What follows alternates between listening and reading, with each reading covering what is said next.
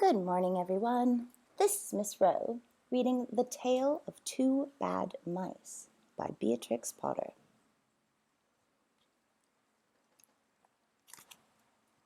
The Tale of Two Bad Mice. Once upon a time, there was a very beautiful doll's house. It was red brick with white windows, and it had real muslin curtains and a front door and a chimney. It belonged to two dolls called Lucinda and Jane. At least, it belonged to Lucinda, but she never ordered meals. Jane was the cook, but she never did any cooking because the dinner had been bought ready-made in a box full of shavings. There were 2 red lobsters and a ham, a fish, a pudding, and some pears and oranges. They would not come off the plates, but they were extremely beautiful. One morning, Lucinda and Jane had gone out for a drive in the doll's perambulator. There was no one in the nursery, and it was very quiet. Presently, there was a little scuffling, scratching noise in a corner near the fireplace, where there was a hole under the skirting board. Tom Thumb put out his head for a moment, and then popped it in again. Tom Thumb was a mouse.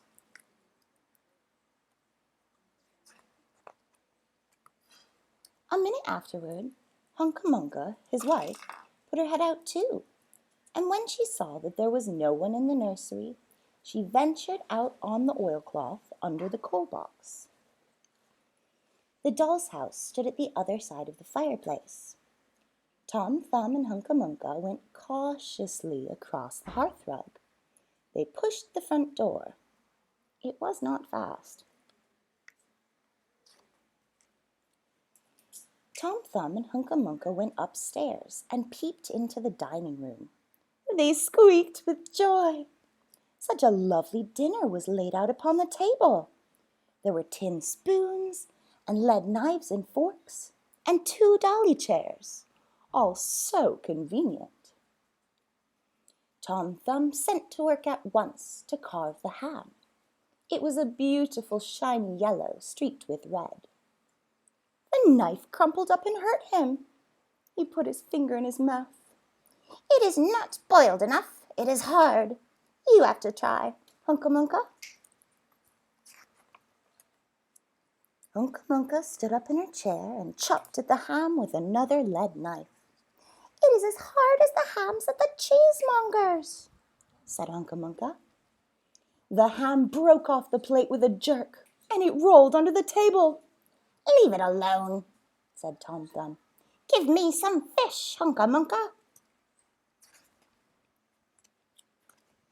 Hunca-Munca tried every tin spoon in turn. The fish was glued to the dish. Then Tom Thumb lost his temper. He put the ham in the middle of the floor, and he hit it with the tongs and with the shovel. Bang, bang, smash, smash.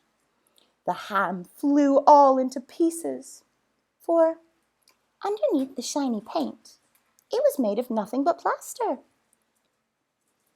Then there was no end to the rage and disappointment of Tom Thumb and Hunca-Munca. They broke up the puddings, the lobsters, the pears, and the oranges. As the fish would not come off the plate, they put it into the red-hot, crinkly paper fire in the kitchen. But it would not burn either. Tom Thumb went up the kitchen chimney and looked out the top. There was no soot. While Tom Thumb was up the chimney, Hunca-Munca had another disappointment. She found some tiny canisters upon the dresser, labeled rice, coffee, sago. But when she turned them upside down, there was nothing inside except red and blue beads. Then those mice set to work to do all of the mischief they could, especially Tom Thumb. He took Jane's clothes out of the chest of drawers in her bedroom, and he threw them out of the top floor window. But Hunca-Munca had a frugal mind. After pulling half the feathers out of Lucinda's bolster, she remembered that she herself was in want of a feather bed. With Tom Thumb's assistance, she carried the bolster downstairs and across the hearthrug. It was difficult to squeeze the bolster into the mouse hole, but they managed it somehow. Then Hunca Munca went back and fetched a chair, a bookcase, a bird cage, and several small odds and ends. The bookcase and the bird cage refused to go into the mouse hole. Hunca Munca left them behind the coal box and went to fetch a cradle. Hunca Munca was just returning with another chair, when suddenly there was a noise of talking outside upon the landing. The mice rushed back to their hole, and the dolls came into the nursery.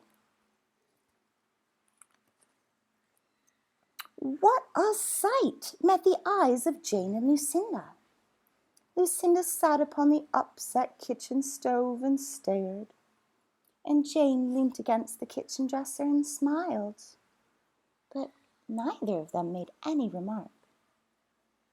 The bookcase and the bird cage were rescued from under the coal box, but Hunca Munca has got the cradle and some of Lucinda's clothes. She also has some useful pots and pans and several other things. The little girl that the dollhouse belonged to said, "I will get a doll dressed like a policeman." But the nurse said, "I will set a mouse trap."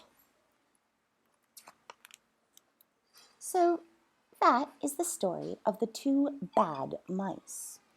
But they were not so very, very naughty after all, because Tom Thumb paid for everything that he broke.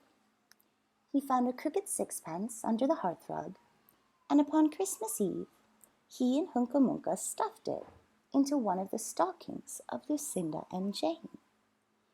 And very early every morning, before anybody is awake, Hunca Munca comes with her dustpan and her broom to sweep the dolly's house.